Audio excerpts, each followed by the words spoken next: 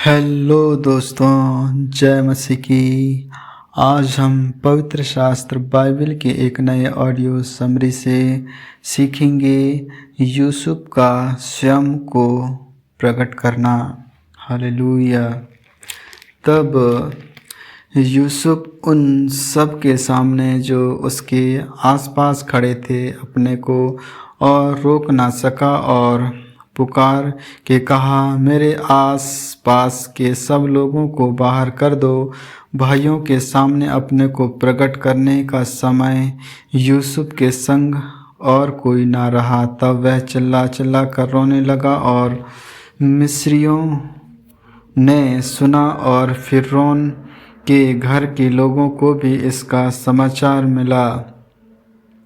तब यूसुफ अपने भाइयों से कहने लगा, मैं यूसुफ हूँ, क्या मेरा पिता अब तक जीवित है? इसका उत्तर उसके भाई ना दे सके क्योंकि वे उसके सामने घबरा गए थे। फिर यूसुफ ने अपने भाइयों से कहा, मेरे निकट आओ। यह सुनकर वे निकट गए।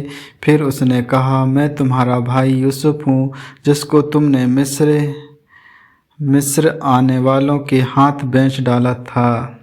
तब तुम लोग मत पछताओ और तुमने जो मुझसे यहाँ बेच डाला इससे उदास मत हो, क्योंकि परमेश्वर ने तुम्हारे प्राणों को बचाने के लिए मुझे तुम्हारे आगे भेज दिया है। क्योंकि अब 2 वर्ष से इस देश में अकाल है और अब 5 वर्ष और ऐसे ही होंगे कि उनमें ना तो हल चलेगा और ना अन्न काटा जाएगा।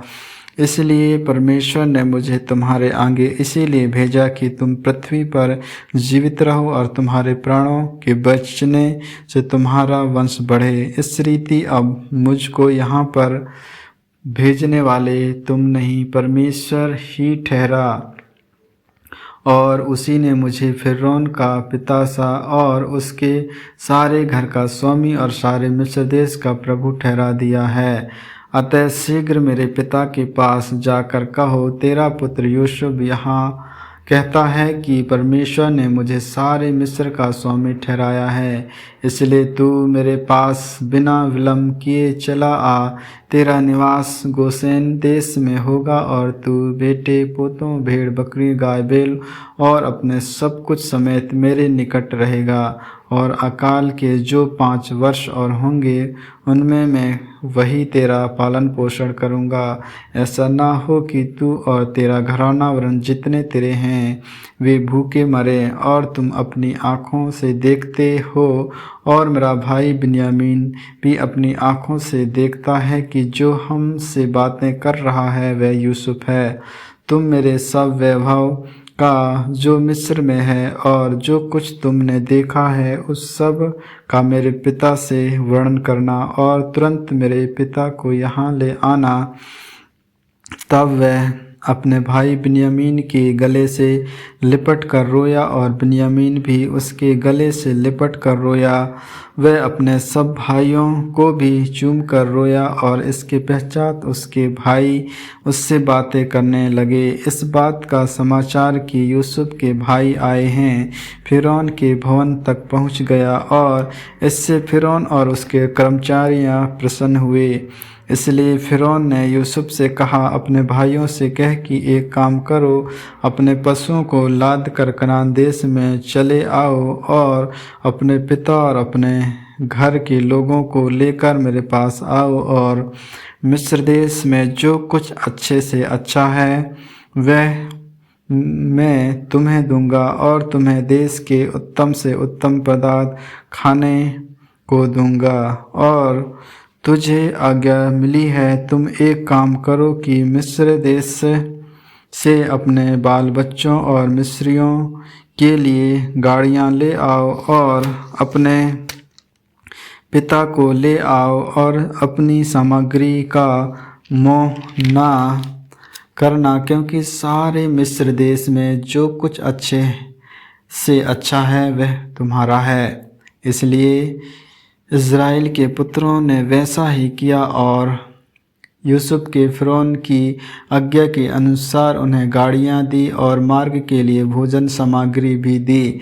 उनमें से एक एक जन को उसने एक एक जोड़ा वस्त्र भी दिया और बिन्यामीन को 300 रुपये के टुकड़े और 5 जोड़े वस्त्र दिए। अपने पिता के पास उसने जो भेजा वह यह है, अर्थात मिस्र की अच्छी वस्तुओं से लदे हुए 10 गधे और अन्न और रोटी, और उसके पिता के मार्ग के लिए भोजन वस्तुओं से लदी हुई 10 गधियाँ। तब उसने अपने भाइयों को विदा किया और वे चल दिए।